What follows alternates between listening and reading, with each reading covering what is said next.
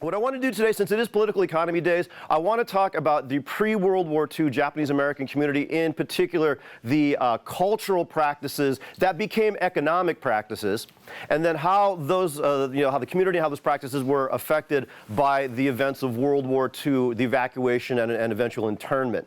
So, before we get into this too much, I want to use, or give you guys a little bit of vocabulary here, because I don't speak any Japanese. In fact, very few Nikkei of my generation speak any. We're kind of the story of assimilation. One, I'm 4 generations removed from Japan. So if somebody dropped me in downtown Tokyo today, I'd be in deep trouble. All I could really say is American consulate. American consulate, read my lips, man, American consulate. I'd be kind of in trouble.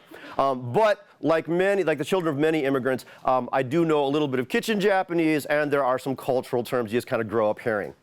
So the first one of these is Nikkei itself. I know some of you are familiar with that. That's what they call the stock exchange in Japan.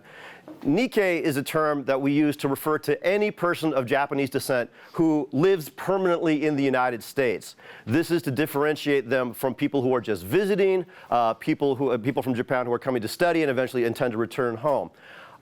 This whole labeling thing I've always found kind of interesting, because the Japanese are the only immigrant group I know of that actually do this. I really have no explanation for it. My own personal theories, it's some sort of cultural OCD, but hey. So, the other thing, and we'll talk about this a bit, the Japanese immigration experience is a little bit different than other immigrant groups. For example, the Japanese are the only group that I know of who have a specific term that they use for the different generations they are removed from Japan. It kind of makes sense because of the immigration history of the United States. For example, if you look at the Irish, or the Germans, or today, people from South America, from Latin America, Mexico, you can't really say there is a single immigrant generation. And just as a side note, I like to have my discussions be somewhat Socratic, so if someone would just tell me, why is that? Why is there no one single immigrant generation for, like, the Irish or the Germans? Anybody? Why? Yeah, why? Yeah, Martin? Because they've been coming over for a long time and taking pieces. Yeah, there's been a continual flow of new immigration, but because of the Japanese and because of their own policy, and also because of American policy, there really is just one immigrant generation, and we call them the Issei. Now, you can tell a lot about a people by how they refer to themselves. By the way, the Issei, the first generation Japanese, did not refer to themselves as the Issei. Like many immigrants, these guys came and they hoped to go home as rich men. The term they use for themselves is wataridori, literally means the birds of passage. They wanted to come to the United States, become rich, and then eventually go home to Japan. Now, by rich, what does that mean? Well, according to the interviews my dad did, and this has always blown my mind, my white father, my white red-headed father, was fluent in Japanese. My Japanese-American mother, she couldn't order beer or insult your mother. It's really kind of sad when I think about it. So, Dad actually interviewed a bunch of these Issei immigrants, and most of them agree that by the 1920s, the number that everybody came up with was 10,000 bucks American. That if somehow they could scrape together 10,000 American dollars, they could go home to Japan and be very, very prosperous. They could own land, they could pay the poll tax, they could buy a fishing boat, they could become independently wealthy. However, 10,000 bucks American in 1920, that's just not on. So, obviously, since we have a first generation, the Issei, what's coming next, people? Yeah, the second generation. Those would be the Nisei. So, since they are born here in America, for those of you who've taken political science or History 101, since they're born here in America, automatically, what does it make them?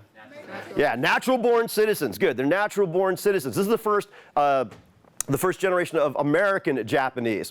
Now, the Issei are important because this is the generation that led the community before World War II. The Nisei are important because this is the generation that led the community during and after the war. Japanese culture, like many Asian cultures, is very hierarchical. It's very age-based, so there's a lot of deference to the older generation. I'm just going to throw the Sansei in here because that's my mom's generation, although technically even my mom is of one of the older Sansei. Although, dear God, they're recording this and I've just called her old. So, fortunately, my mother does not use the internet much, so I won't be in too much trouble. Finally, the last group I want to hit you with real quick is the Kibe. Technically, these guys are Nisei. They're born here in America, but remember the goal of their parents had been to return to Japan. Their Issei parents had wanted their kids to be able to slot very nicely back into Japanese society. Again, Japanese society is very based on conformity. Don't rock the boat. There's that old Japanese saying about the nail that sticks up gets hammered down. Yeah, that's a pleasant thought to contemplate, isn't it? So what happened with the Kibe is these are kids who were born here in America, but then as young children, hopefully younger children, they're sent back to Japan to complete their education so that they pick up the language more naturally, they pick up the customs, the cultures, the mores, all that kind of stuff. Now, of course, when World War II happens, and American intelligence starts looking at the Nikkei in America very, very closely. Of these groups, which ones do you think get the closest scrutiny from U.S. intelligence? Yeah, the Issei in particular, and then the Kibe, because they've got the closest connection to Japan. Now, I just want to give you a quick bit of political background here about the Asian experience overall and the Japanese-American experience in particular. We can kind of break it down on a few levels. So first of all, at the national level, I'm going to hit you with the issue of citizenship. So, again, I know a lot of you had political science. Who said, what does the Constitution say? What does the Constitution say about citizenship requirements for naturalization? Anybody know? Nothing. Actually, you're right. Nothing really. But so then where do naturalization requirements come from? Yeah, Congress, exactly. Congress can set naturalization requirements. So in 1790, Congress basically said that any free white person who's lived a certain amount of time in America can apply for naturalized citizenship. Okay, fantastic. Then we have that little unpleasantness in the 1860s we call the Civil War. And after the Civil War, we have the Reconstruction Amendments, in particular the 14th Amendment, which does several things: equal protection of the law and citizenship. Now, for those of you who've been studying this, for whom was the 14th Amendment written and ratified? Yeah, the freedmen, African Americans. So the way the courts interpreted this between the passage of the ratification of the 14th Amendment and 1952, that'd be the McCarran-Walter Act, if you are white, you are eligible to become a naturalized citizen. If you are black, you are eligible to become a naturalized citizen. But if you are neither white nor black, you are what we call an alien ineligible for citizenship. There's no box for other. You don't count. Now, the reason I bring this up is this is the euphemism the U.S. government will often use when they want to stick it to the Asians, and the Chinese first and then later the Japanese, but they don't want to cause an international incident by saying Chinese or Japanese. They use this term, alien ineligible for citizenship. Now, I want to jump to the 20th century here. You'll see a lot of these laws obviously have some pretty harsh racial overtones. The bit about aliens ineligible for citizenship, that's a national law. I want to kind of jump to a state law just for a second because this ties in. Until the Supreme Court case of Loving versus Virginia, pretty much every state in America had anti-miscegenation laws. Now, anti-miscegenation is just a fancy word for what? Yeah, no ethnic mixing, that the state will not recognize or sanction the marriage between two people of different races. Okay, so that's kind of there. So what happens if someone decides to break the law, to break convention? Well, in 1922, Congress passed the Cable Act. What this does, and you'll notice this is not only a racist piece of legislation, it's also a sexist piece of legislation. What it does is if an American woman marries an alien who's ineligible for citizenship, that's what they use, they don't say who. But if an American woman marries an alien who's ineligible for citizenship, her citizenship will revert to that of her husband's country. Please repeat that. Her citizenship will revert to that of her husband's country. Effectively, what does that make her? Not a citizen. It strips her of her U.S. citizenship because now she's an alien ineligible for citizenship. She can't even apply. You will note there is no provision in the law that has the same standard for men. Yeah, that's right. I could make a horrible, horrible joke that comes out of Blazing Saddles, but again, I will refrain because I'm being taped. Yeah, good, the classics. I'm glad the classics are alive and well. Now then, in 1924, and this again goes to the heart of the whole immigration issue about why there really is only one immigrant generation for the Japanese, Congress passes the National Origins Act. This was part of a larger movement in America that we call nativism, this fear of the immigrant. And as I like to say, there's two flavors of nativists.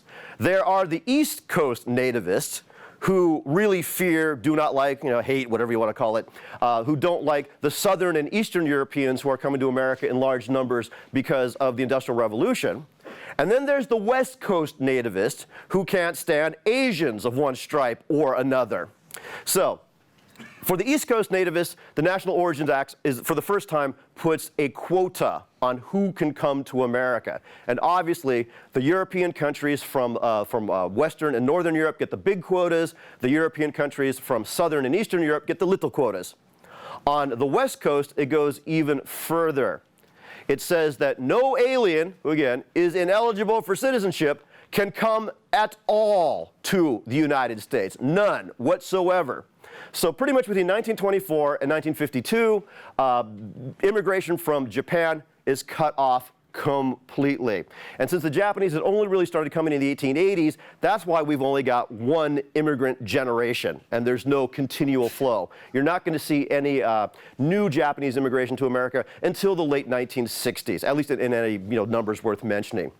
By the way, there is another Japanese-American term that is used for these immigrants who've come since Walter McCarran. They call them the Shin Issei, or the new Issei. That's to differentiate them from the people who came around the start of the 20th century.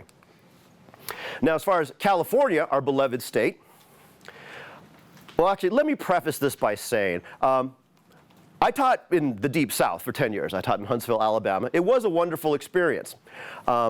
Being a California kid, being a student of American history, hear all these horrible, horrible things about the Deep South. I'm like, I want to see this. Is the Klan really still writing? I mean, I got to say, 10 years in the South, I didn't see a single Klansman. Damn, I was just so disappointed. It was like Bigfoot. Point being, that in the South, I did not bother to teach about Jim Crow because they all knew about it. Everybody knows about Jim Crow. The South is going to have Jim Crow hanging around its neck for 1,000 years because they were horrible, stupid racists. We Californians, on the other hand, we're smart racists. We are much better racists than the Southerners. You think about the South, it's automatically got the stigma of its racial segregationist past. California, dude, we're liberal. We love everybody. Come on, give me a hug. Let's smoke a blunt together. All right, okay, yeah. All right, however, we were able to hide this history rather effectively because we didn't put it into law. The only racial laws we have do not deal with American citizens. They deal with foreign nationals. And in particular, it's this one, the California Alien Land Law, getting into the economics of this. It deals with farmland in California. Because remember, until World War II, California was predominantly an agricultural state. Everything south of San Francisco was somewhat sneeringly referred to as the cow counties, because that's all we had down here. So it's all about farmland. Now, just a quick bit about Japan itself. Even in modern times, the bulk, I want to say it's around 75% of all the agricultural production in Japan takes place in an area known as the Kanto province, the Kanto plain. That's an area about the size of San Diego County. And for a long time, they were able to feed most of the nation with this. So the type of agricultural practices the Japanese use back in Japan are high intensity, like high yield. You want to get as many calories as you can per square foot. But also, since Japan is an island and they can't be like the Dutch and make more land, those practices have to be sustainable. They can't play out the soil. So they bring these practices to America. However, the California farmers felt threatened by this, so they had the state of California pass a law saying that if you are, again, an alien who's ineligible for citizenship, you may not own farmland in California. In addition, you can lease farmland, but you can only lease it for a 3-year stretch, and you can only hold 2 consecutive leases on the same chunk of land. So obviously, you can only be on that chunk of land for 6 years until you can be thrown off by the landlord. The thinking in this was after 6 years of Japanese agricultural practices, the soil would be very, very productive, and then the American landowner could step in and take over that very productive land. Now, of course, there is a way around this, and I'll give you a hint. It deals with the Nisei. How does anyone think that many of the Issei farmers in America got around the alien land law? Yeah, Justin? They put the land in their children's name? Yeah, exactly. You buy the land and you hold it in trust for your American-born children. I mean, hey, again, it's the whole business about life, liberty, property, right? John Locke. You can't deny a property. That's why I've got 1920 up there. The state of California then tightened up the law in 1920 to try to prevent people from circumventing that part of the alien land law that allows their children to have the land. Just to let you know how effective Japanese farming is in California, the California Department of Agriculture in 1930 did a report on farmland, farm production in California. They said that people of Japanese descent owned about 10% of the agricultural land in California, give or take 10%. However, on that 10% of the land, that accounted for nearly 30% of the state's agricultural profit.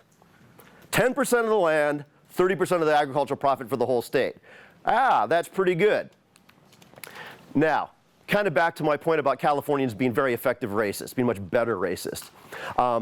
Like I said, in the Deep South, many of the segregationist laws were just that. They were laws. They went on the books. And in some cases, they went into the state constitutions. In California, we had the same effect as Jim Crow. I like to call it Jim Canary, but that's a horribly kind of racist thing to say. But yeah, somebody got it. Yeah. Thank you, somebody got it. The fact that a lot of you guys don't get it is actually kind of a promising thing to me.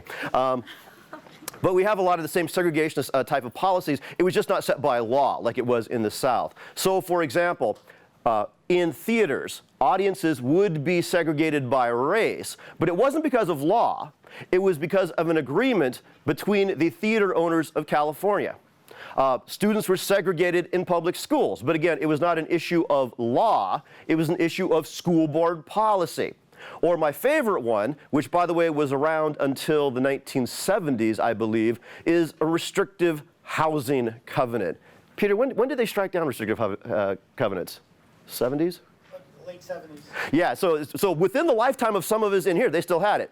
Again, a restrictive housing covenant is simply a contract between individuals or an individual and a homeowners association. Today, they're still kind of around. Like, when you sign the homeowners agreement, you won't put pink flamingos in your lawn. You won't have cars up on blocks, that kind of thing. Well, up until the 70s, you could also keep undesirable groups out of your neighborhood by, if you bought property there, you had to sign a contract saying that if you or your heirs ever sold the property, you would not sell it to, well, take your pick, a Jew, a black, an Asian, a Mexican, and that's how they kept people out of certain areas. Again, it's not law. It's just a deal between people. And like I said, that's how California kind of flew under the radar in history, as having a fairly racist past. Okay, now just a bit about let's get into the meat of this. Why the Nikkei came to California. Like the Chinese before them, the Japanese came to California because of the gold rush. There's money to be made here.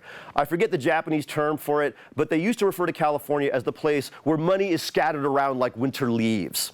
Now, by the time the Japanese started coming here in large numbers in the 1880s, the gold fields had all pretty much been staked out. However, there was a lot of work to be done in infrastructure.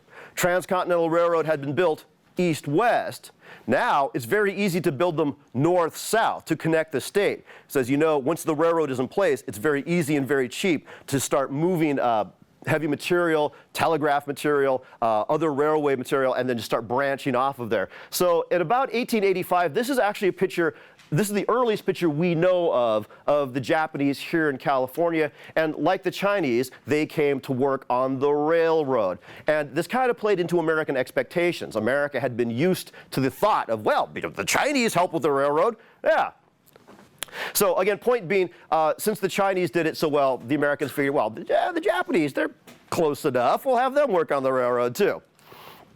Now, one of the other things, and this is more specific to San Diego, because of the Panama Exposition in 1915, the Japanese were able to take advantage of the fact that they were exotic. In fact, you will see that the Asians in America, as far as their perception by the larger community, kind of go through the same cycle. When the Chinese first came to America, they were seen as exotic, as as mysterious, enigmatic. It was like, ooh, but they're kind of cool. But then when 10,000 show up to work on the Transcontinental Railroad, then the Chinese become a threat. And when the Japanese start coming at first, it's the same thing. It's that the Japanese are exotic. They are mysterious. And it's the Chinese who are horrible. And then, of course, as more Japanese come, then they start getting, oh, the Japanese are a threat. But here, they're still exotic. So this is the Asakawa family. They actually ran the Tea Pavilion in Balboa Park. It carried out many of the same functions today that the San Diego Japanese Friendship Garden does. There was a formal tea ceremony given. They sold ethnic snacks. There were shows from Japan that were given there. And the family actually lived upstairs. And this is how they actually earned a living, by being Japanese. It's kind of cool. Now, this is obviously a modern map. I stole this off Google. But you will know, especially for those of you who are familiar with the East Coast, on the East Coast, there are the ethnic neighborhoods, right? There's the Italian neighborhood and the Polish neighborhood, the Russian neighborhood. And here on the West Coast, we do have some things like that. Chinatown in San Francisco. And then later on, there's Little Saigon. You will notice there is no Japanese equivalent except Little Tokyo in LA. And just as a caveat, the Little Tokyo that exists now in LA, the Japanese business district there, that was built after, or established after World War II. Kind of a hint of things to come. But this is what they call the Nihon Machi. This is the Japanese business district here in San Diego. You can notice it's located right down in central downtown. It's between like 4th and 11th and J and G streets. So it was, these blocks in here. This carried out all of the traditional functions of an ethnic neighborhood. There were food markets for people to get food from the old country. There were barbers. There were a couple of doctors, a couple of dentists, and a photographer. This is a Japanese-American portrait photographer we'll talk about in just a second. Restaurants, of course, pool halls. But this is where everybody was. Now, obviously, this ceased to exist during World War II. When everybody was locked up and put in the camps, that was pretty much it. And after the war, most people did not return. A lot of the old Japanese-owned businesses in downtown San Diego, they just never bothered to come back. It really says something about the Nisei generation. I actually interviewed some of these guys about why is that? Why did they not try to go back to the old neighborhoods, reestablish their businesses? And a lot of them said, well, the war was hard. We were traumatized by the whole experience. It would have taken more money, and we had no money since we'd been thrown out of California with basically the clothes on our backs. And then one old guy, in fact, he's the cousin of one of the guys in the previous slide. I asked him, hey, Moto, why is it that you guys never went back to the old hood? He goes, yeah. I think, the next time this happens, we didn't want to make it too easy for him. I was like, whoa! So in the back of his head, Moto kind of thought, it may happen again. I kind of have this image of Moto with a bag of gold and a suitcase full of unmarked bearer bonds under his bed, ready to run for the border if the government ever comes for him again. Given the man's past history, who can blame him? Except Moto's 93 now, and he's probably going to be in his scooter. You'll never take me alive as he runs down. Anyway. Now, speaking of the Japanese photographer, I wanted to talk about this. Again, this was both a business and a social issue here. Like I said, there were anti-miscegenation laws in every state in the Union, and to be sure, on both the Japanese side and the American side, there's a lot of social pressure that would prevent people from intermarrying. In fact, you're really not going to see that until the 1970s and 80s. One, it's after Loving versus Virginia, but two, again, a lot of it's social stigma. As my brother and I like to joke, we are the oldest half-breeds we know. Our parents were pretty daring. They decided to get married and God help them produce kids. Fortunately for me, I don't know. When I was younger, I looked Latino. So when people ask me, hey, Estes, so have you ever faced any of this racism? I'm like, well, no, not like this, but they tell me to go back to Mexico. I'm like, Who are you talking? Oh, me! Oh, me! Oh, dude! My brother, on the other hand, he can pass from anything from a Latino to a Navajo. The boy could walk onto an Indian reservation and disappear into a crowd. Anyway, point being, where is a young Japanese man to find a potential bride? Well, they had this kind of Match.com, but it was done by snail mail, and your parents were the computer. So a young prospective bridegroom in America would have a formal portrait taken at this studio in downtown San Diego, and he would send it home to his mother and father. And then mom and dad would get together, and they would decide who amongst their friends had a daughter who was acceptable. In fact, if you know anything about Asian women, don't let the Madam Butterfly thing throw you, all right? They're the dragon lady underneath. I'm 43 years old. I still fear my mother. That's why I'm not swearing in this video, because she might see it, and I'll get the back of the hand. Anyway, usually mom would say, okay, I want you to go talk to your friends. Go talk to Fred and Joe and Mike, but not John. His daughter's a hussy, not happening. Dad goes to his buddies, he passes the picture around, and the girl does have some say in it, because if she sees the picture and goes, ugh, you know, obviously there will be no grandchildren, so you know, she's got a little bit of say. So if she's agreeable, they have a formal portrait taken of her. It is sent to the United States, and the young man sees it. And again, if everybody's cool with that, they get married. So here's the thing that many Americans didn't understand when they passed the National Origins Act.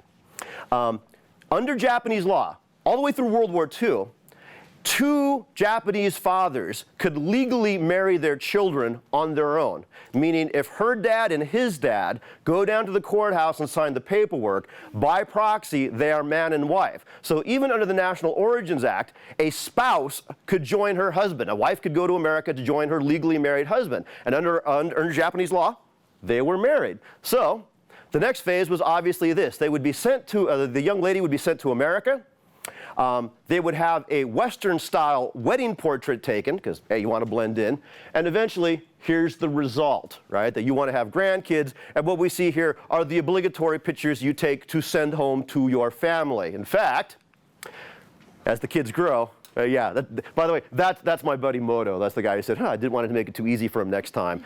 That's him at about 4. And yeah, I still give him a hard time. Moto! I don't call him tonight. Say, use your picture again, dude. They all think you're so cute. He's like, great. Anyway, yeah, that's Moto. Moto kind of has me by the Japanese chain of obligation.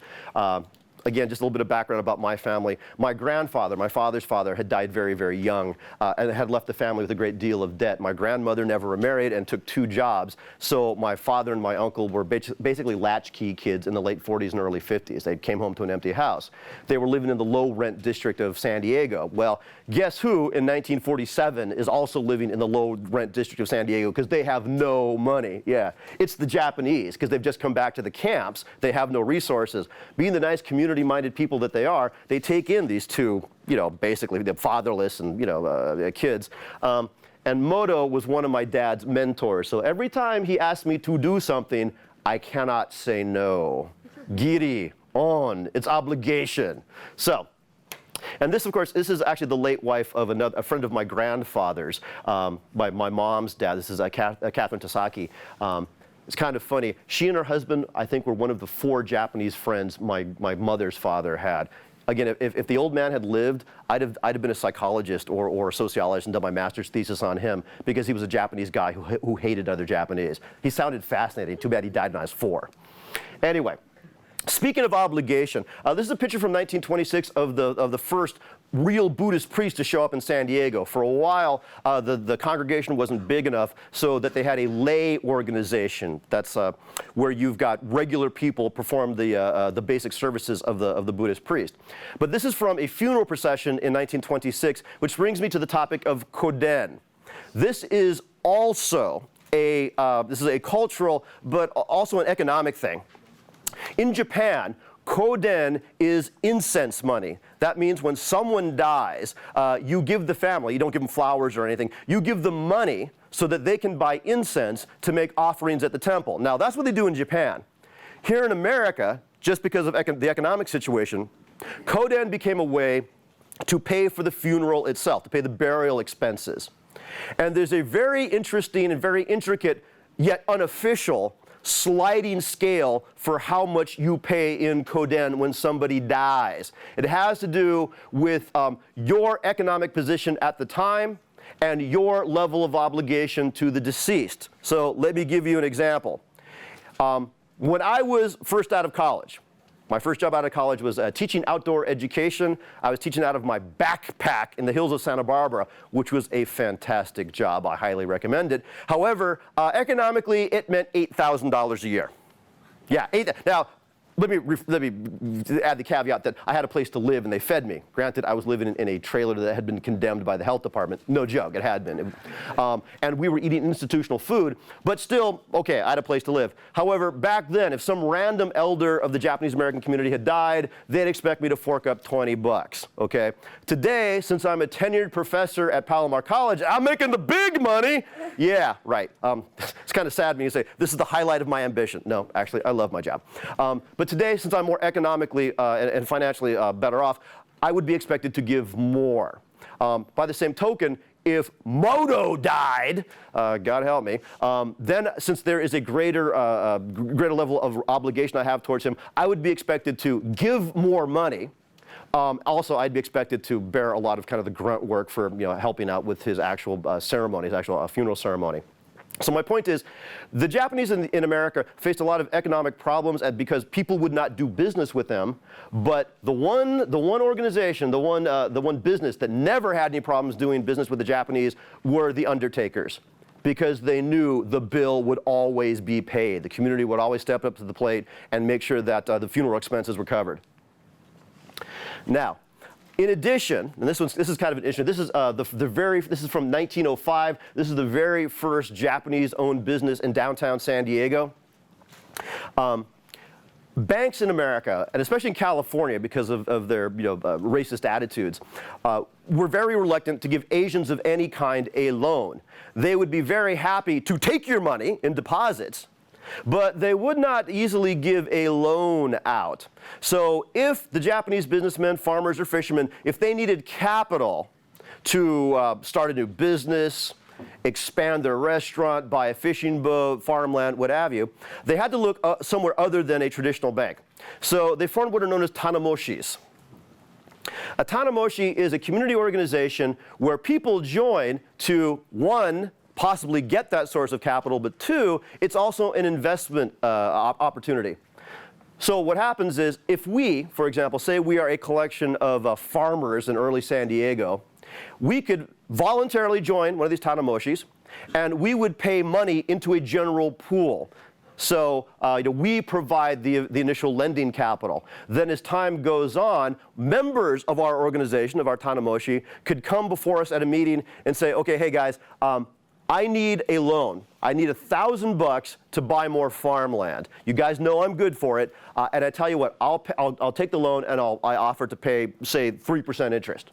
Somebody else, however, could say, oh, wait a minute, I need $1,000 too, and I'll pay 3.5.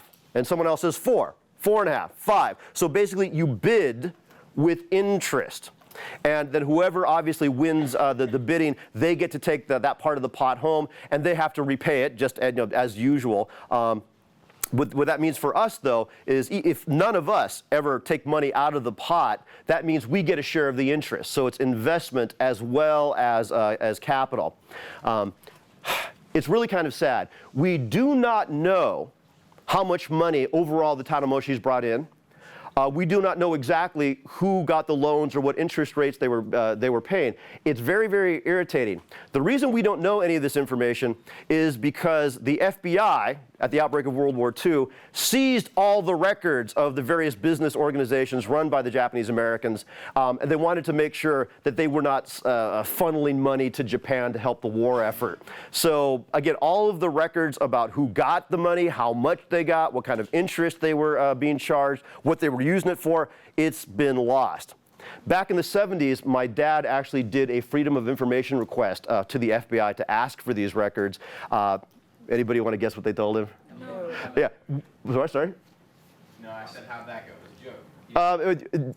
Yeah, okay, it actually went worse than expected. No actually would have been preferable to this, because no means we have the records, but we're not going to give them to you. They said, oh, those? dude, we burned those like 20 years ago. So it's a closed case. It's like, you lazy bastards. You could not even just trek them next door to the National Archives. You had to burn them, really? So we don't know. All we have is anecdotal evidence from the Issei who lived up into the 1970s when my dad was doing his research. And then I've interviewed some Nisei guys. One of them, whose father was the head of the downtown Tanamoshi, he said that it was not unusual for his dad to come home in the 1920s and early 30s with $5,000 to $10,000 in a paper bag. $10,000 in a paper bag in 1930. So if you guys got your computer out, just Google inflation calculator and figure out what that would cost. Now then, one of the other businesses that the Nikkei went into was farming. A lot of it actually up here in North County. They went into fairly exotic things. I mean, Americans, when they think of farming, because of our tradition, we tend to think of staple crops, things like grains and root vegetables. Out here in California, because of the climate, and also because the Japanese have a very eclectic diet, they went into more exotic things. So as we can see, this is actually a strawberry farm up here in Encinitas. They went into growing things like tomatoes, asparagus, raspberries, and artichokes. Gotta remember the artichokes. They did well. Actually, yeah, question? For these things that weren't be grown, they weren't. Because they weren't popular in the American diet. So they were not, again, America is a real meat and potatoes nation for a long, long time. So there's not a lot of demand. But So San Diego County is fairly known for its strawberries. Is that because of? Partially, yeah. Strawberries and then the flowers. Yeah. Yeah. Yeah, Martin? I got the What is the deal? Was $10,000 in 1930 equal today? 135,860. Yeah, there you go. So Dad came home with over $130,000 in a paper bag. Yeah, hope he doesn't get mugged. That would be kind of rough. So, and you can see right here, obviously this is from the early 20th century. Later on, this is from a cooperative that was put together. One of the problems that the Nikkei faced was that American shippers would not move their produce. They wouldn't do business with them. So in typical Japanese fashion, they got together, pooled their cash, and got this dually here to haul their stuff to market. My grandfather, who I didn't know very well, he was a farmer in Chula Vista. He actually was the first guy to use drip irrigation on a large scale, on a commercial scale, outside of Israel. Actually, side note about my grandfather, like I said, I never knew the man, but the stories I hear, he was incredibly bright, but had no common sense. There was a group of Saudi Arabian scientists and government ministers that actually came to San Diego to see his setup, to see how you do dry lands agriculture using drip irrigation. Grandpa was very gracious, showed him around the farm, and this is what we did, and yada, yada, yada. And when the visit was over, they're saying, thank you, Mr. Hasegawa, this is great. And he goes, oh yeah, I'm glad to do it. I'm just kind of curious. Why'd you guys come all the way here? I mean, dude, the Israelis have a great program. Why don't you talk to them?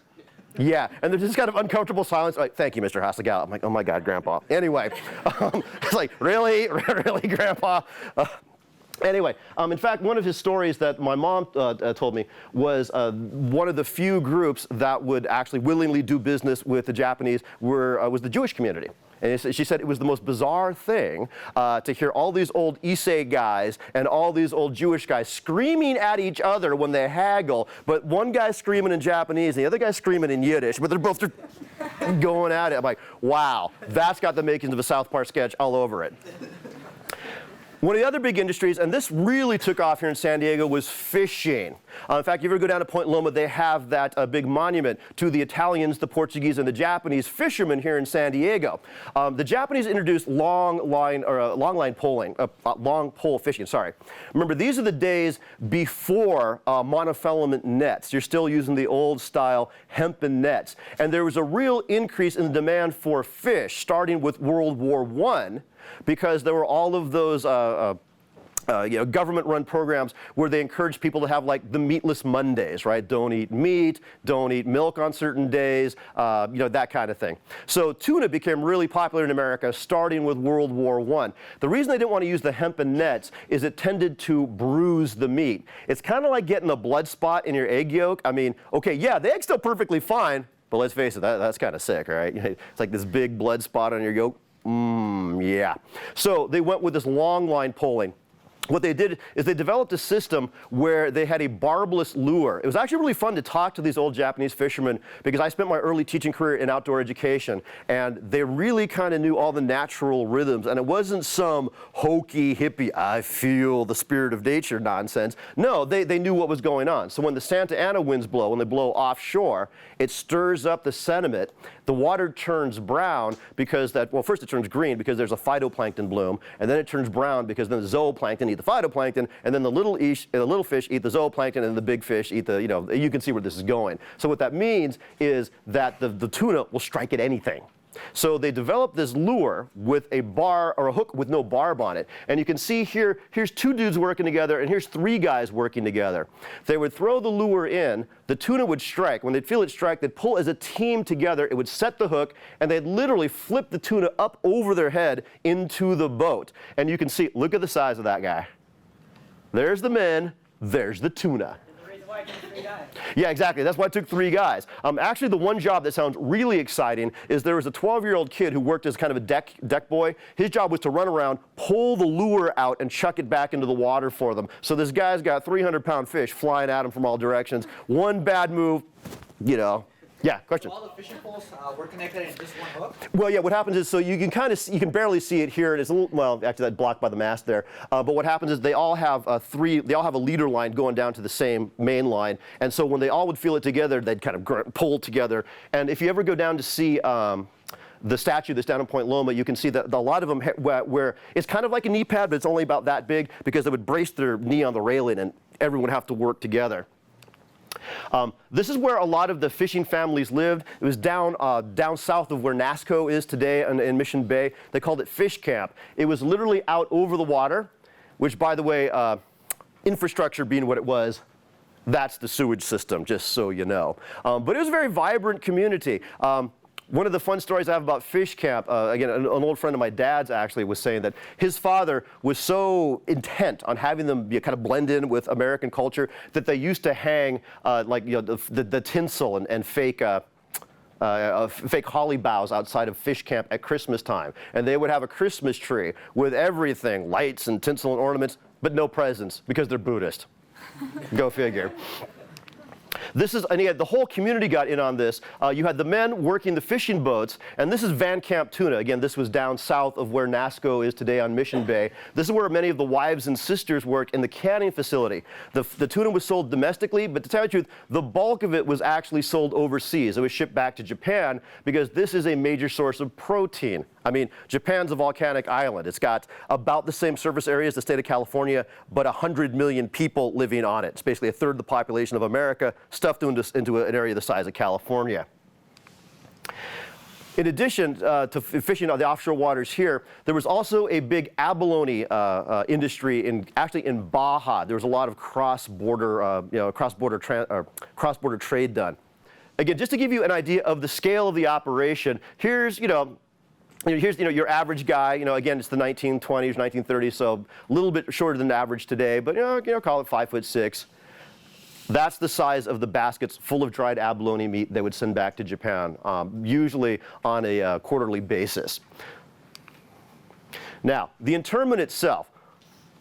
There had been, as you know, rising tensions between the United States and Japan for quite some time. But I wanted to get to this. Even before Pearl Harbor, American intelligence was ready for everything. It's kind of scary when you think about it, actually.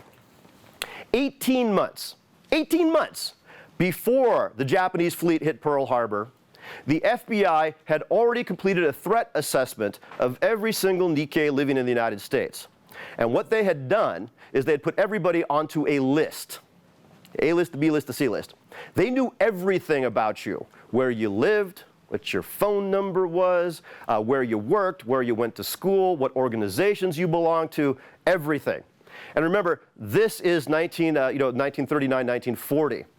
If you want to find out this kind of information, you've got to do it the old-fashioned way. You've actually got to go out and do some legwork. But they'd figured all of this out over 18 months before Pearl Harbor. And they put everybody onto one of 3 potential lists. So anybody who ended up on the A list, those are people who were thought to be a serious threat to American security. So the FBI had orders that if hostilities, not even war, but if hostilities broke out between the United States and Japan, anybody on the A list would be immediately arrested and detained indefinitely. Let's repeat that. We don't even go to war. Just maybe there's a naval flare-up in the Pacific. Under those circumstances, anybody who's on the A list, they get black-bagged. They get hauled out of their bed, hauled away, and they disappear into the night. Anybody who's on the B list will be placed under close scrutiny. They'll be under 24-hour surveillance by the FBI. If at any time the special agent in charge of the investigation believes that that person is a danger to U.S. security, they too will be arrested and detained indefinitely. Everybody else pretty much fell onto the C list. That means you would be subject to random examination, random observation. But then again, at any time during the investigation, if the FBI thought you were a threat, you too would be arrested and detained indefinitely. Now, my friends who are taking political science, what is obviously missing from this little equation? Due process, right? No warrant. In fact, it's not even a judge. Good God, in some ways it's worse than the Fugitive Slave Act. At least in the Fugitive Slave Act, you had to take the slave before a judge, or the supposed slave before a judge, say, yes, he is a slave. Here, you don't even bring in a judge. If the FBI agent in charge thinks you're a threat, off you go. And your family does not know what happens to you. So, of course, the evening of December 7th, the morning of December 8th, pretty much all of the Issei leadership of the community gets hauled away. In all, it's about 1,500 people, give or take. The FBI comes, they take them away. They are not seen or heard from for over a year. Most of them end up going to either Department of Justice facilities or War Relocation Authority facilities in the Midwest or the North, I don't know, whatever you call it. Like, okay, it's Dakota, for God's sake. It's Bismarck, North Dakota, Fort Abraham Lincoln. Yeah, any of you guys watch the Weather Channel? Oh, the irony. Yeah, Fort Abraham Lincoln, the Great Emancipator. Watch the Weather Channel sometime during the winter. They always have the thing about, well, and the coldest place in the nation today, it's always Bismarck, North Dakota. Yeah, that's where they ended up going. Now, they could have set up all these nice places, but no, it's Bismarck. So here's the thing. Pretty much anybody who had any kind of leadership in the community was taken away. The leaders of the various business organizations, the presidents of the Tanamoshi, even down to the level of the teachers at the Japanese schools, these guys were hauled off, which meant under Japanese tradition, their oldest son has to take over. There's a slight problem here. One, there's a huge age gap between the Issei and their Nisei sons. It's because of this crazy immigration policy. As of World War II, the average age of the Issei, according to census data, was somewhere around 62. The average age of the Nisei was somewhere around 19. So all of a sudden, you are a 19-year-old kid. And by tradition, you are now in charge of and responsible for your mother, your younger siblings, maybe cousins. If your father has a business, you're supposed to take over that. And God help you, if your dad was a leader in the community, which all of these guys were, they expected you to step up. And they had no experience. I'm 43 years old. When my dad died, aside from the usual grief, part of my fear was, oh my God, they expect me to be dad. I have to step up and I've got to be the historian for the community there. That's why I'm hiding up here in North County. It's hard for them to find me, which is also why I don't want this recorded, but hey, anything for the cause, bro. All right. Actually, as a young man, when I was first doing my research, you always want to find, in history, you always want to find the cause, right? There's got to be one reason. Who's responsible for this? And I always kind of thought, well, the military. It's got to be the military. Actually, it's a little more complicated. The military had a split mindset about locking everybody up. The Navy actually was against it.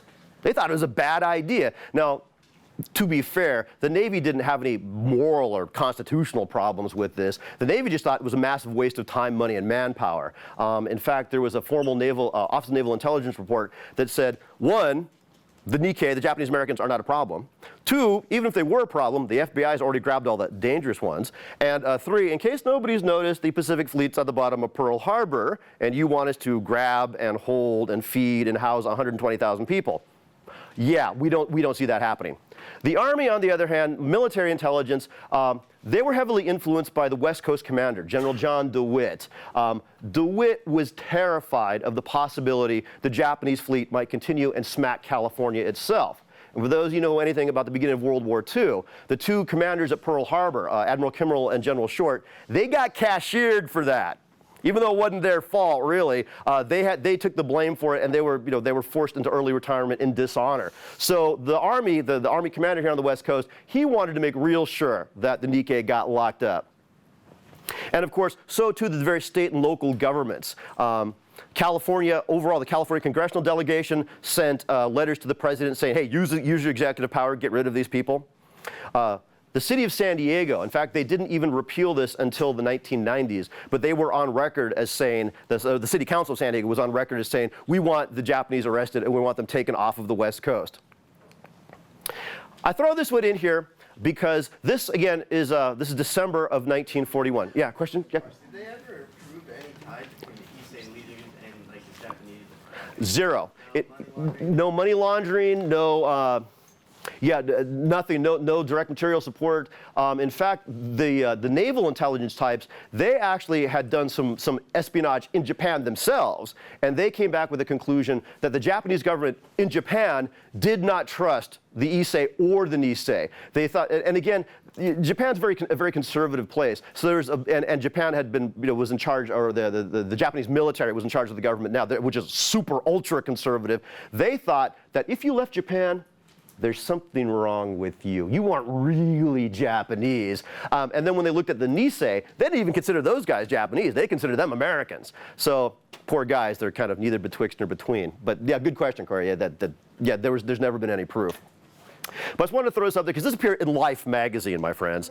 Look at the title. And by the way, that word right there, never, ever, ever use it in polite conversation. It is not, this is not a handy abbreviation of the word Japanese. Never use it. It's like a certain other word for a particular ethnic group you should never, ever use in polite conversation. I'll put it up there on the screen because that's what they said. This is obviously right after Pearl Harbor. What ends up happening is the Chinese and the Filipino communities here in America, they actually start putting out buttons that say, I am Chinese. The subtext is, please don't beat my ass. Okay, I'm not Japanese, don't burn my house, don't stone me, don't beat me. And again, if you look at the language that Life magazine used, again, this is directly from the story. If you look at how they try to differentiate between the Chinese and the Japanese, they're looking at things like facial structure, distance of the eyes, the size of the forehead, nose, whatever. What does this look rather like? I mean, who else used this kind of propaganda to point out enemies of the state during World War II? Nazi Germany. Yeah, Nazi Germany, right? It's like, ooh, yeah. This is one of those moments in American history you're like, ooh, ouch, ooh, that wasn't good. Again, also when you look at who they use, the Chinese public servant and the Japanese warrior. This is Hideaki Tojo, the premier of Japan. And then, of course, I love this. We're always short. Poor Japanese, we're always short. We can't win against anybody. The Americans think we're short. Even the Chinese think we're short. In fact, the derogatory Chinese term for the Japanese means the Eastern Dwarf. I'm like, yeah, great. Even amongst Asians, okay, so yellow men can't jump. All right, whatever. Anyway, yeah. Although, hey, the short legs got good center balance, man, and make great soccer goalies. Okay. Now, evacuation. It's kind of interesting. I actually have some of these documents. I'll give them to Professor Bowman later, and he can have them put online. But there is the minutes of the San Diego Chamber of Commerce meeting from February of 1942, where an FBI agent addresses them. He addresses the Chamber of Commerce and says that the Nikkei farmers actually pose a direct threat to the health of the civilian population. The belief is that because they have access to things like pesticides and herbicides, they will use these to taint the vegetables and poison the civilian population. Now, first of all, can anyone see a logical flaw with that line of reasoning? Yeah. They already use pesticides. Yeah, that's what you do with pesticides. You spray them on food.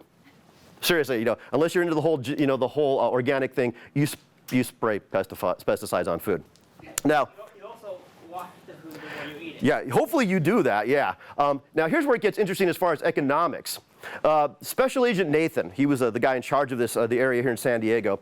He actually went as far as to say that if the Nikkei were interred en masse and were taken away, that might cause a disruption in food production, but he said, hey, the local farmers, the Americans, will be happy to take over, and after a period of adjustment, including some help from the federal government, they'll be back in business. And they even said the vegetables will be better. Well, that's right, better than what those Japanese could put out. Yeah, so obviously, what is the implication here about one of the reasons for the internment? Anybody want to take a shot at that one? Power.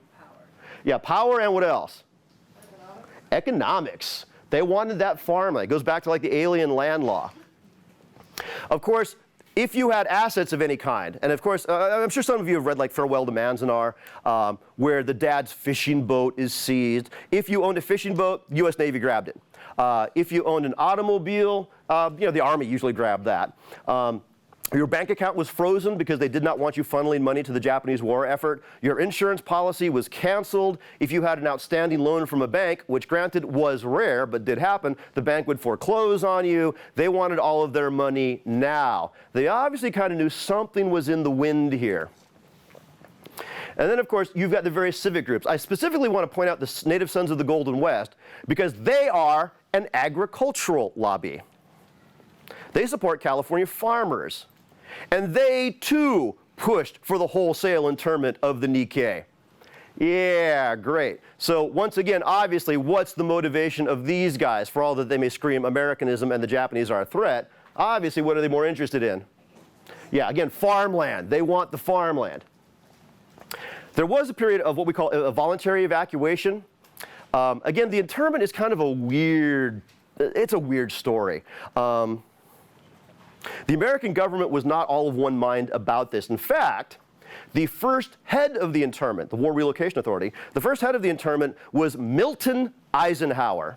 And if you're wondering, yes, it's Dwight's scholarly and somewhat more sensitive older brother. Kind of figures, right? Milton goes on to be a civil servant. Dwight goes on to be the general. It's like, okay, whatever. Anyway, my point is, Milton Eisenhower, he thought this was a bad idea. In fact, he had some real constitutional qualms about it. But hey, there's a war on. He's a loyal American. He sucked it up and did his duty for a while. Milton Eisenhower had never envisioned the wholesale internment of everybody. His vision was to get the Japanese off the West Coast, make the military happy, and then scatter them throughout the rest of the nation, where there would be no Japanese threat. They'd be all kind of not dissolved, but dispersed amongst the population. The problem is nobody wanted them. When Eisenhower went to the other Western governors and said, hey, look, I want to get the Japanese off the West Coast. Is it cool if they come to your state? With one exception, they all said, no way. It's not happening, Milton. The one exception was Governor Ralph Carr of Colorado, who was a humanitarian, but also was a very practical guy. World War II starting. People remember World War I when there's a massive labor shortage. A lot of the young men are about to ship off to war. So Carr realized he would need labor. So he said, fine, send them. One, I think this is a bad idea. But two, if you're going to do it, send them to Colorado. We'll welcome them here. Well, anybody want to guess what happened to Governor Carr's political career? Oh, yeah. I could make a horrible joke about kamikazes, but yes. Yeah, that's about it. That is the end of Carr's career. Now, granted, history has proven him to be right, but it did not do him any good at the time, which kind of gives it more strength. Now, eventually, on February 19th, 1942, Franklin Roosevelt signed Executive Order 9066. This is where the legal authority comes from that allowed for the internment. As you know, an executive order is, used, again, the president as the head of the executive branch under certain circumstances can just say, make it so. He doesn't need Congress to sign off on it. He can just do it. Now, sometimes after the fact, these actions are due for congressional review. But in this particular case, what he said is, I will turn the responsibility of this over to the War Department. That the Secretary of War has the authority to declare certain areas in America to be exclusion zones. At his discretion, using his military commanders, he can remove people from that zone. He can imprison people out of there. He can move them pretty much anywhere in the country.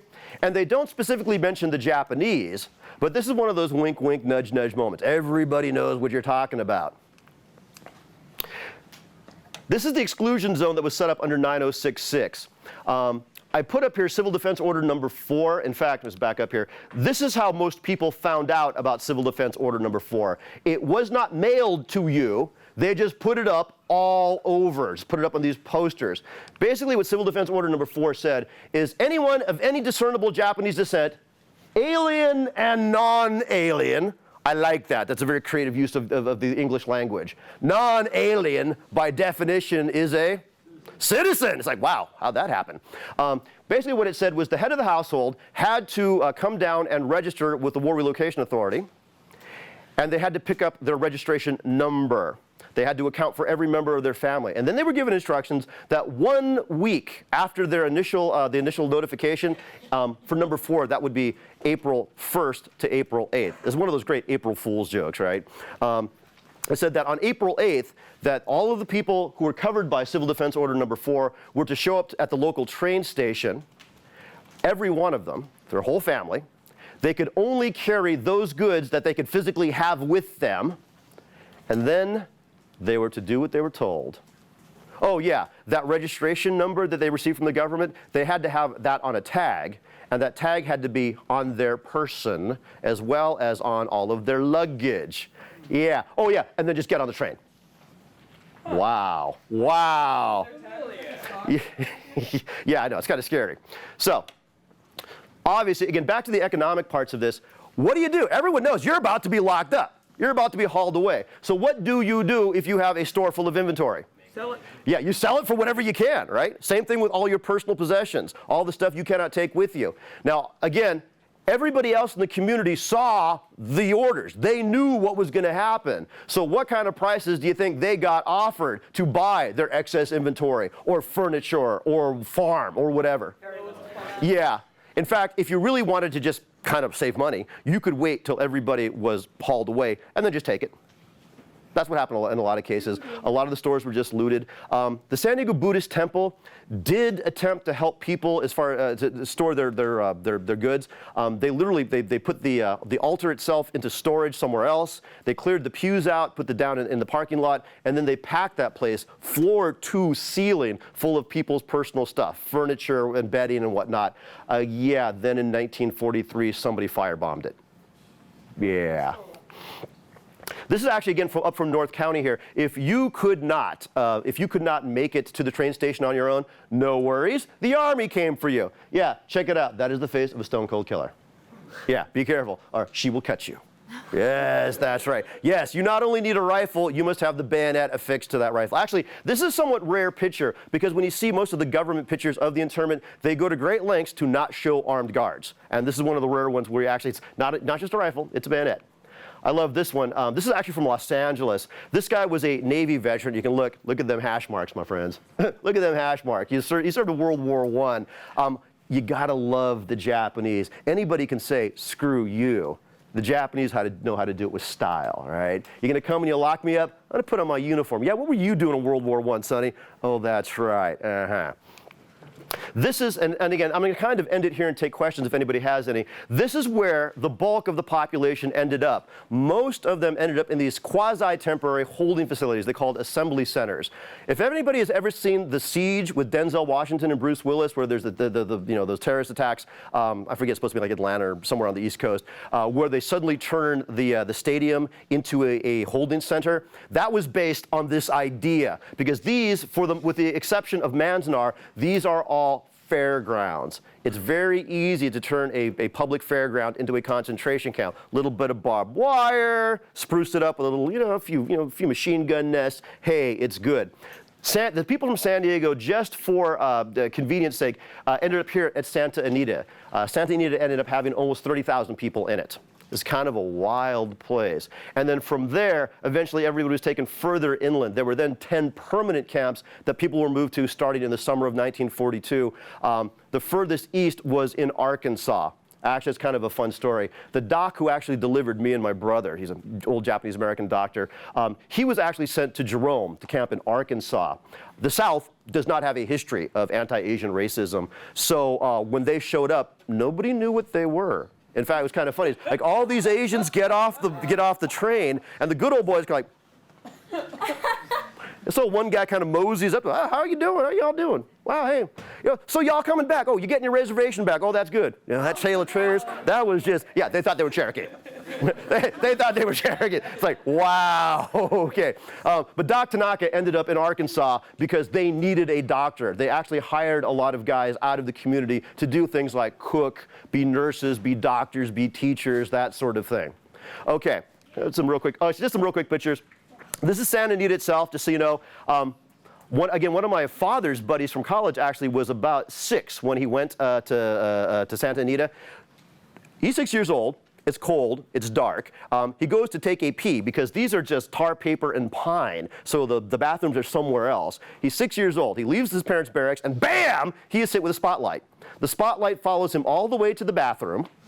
He pees, and then he comes out, and he's so freaked out because he knows, in addition to the spotlight, that tower has a machine gun in it. So he's freaked out. It's dark. All of these buildings look the same, and he spends half an hour wandering around, looking. And he finally said, I finally found my parents' place.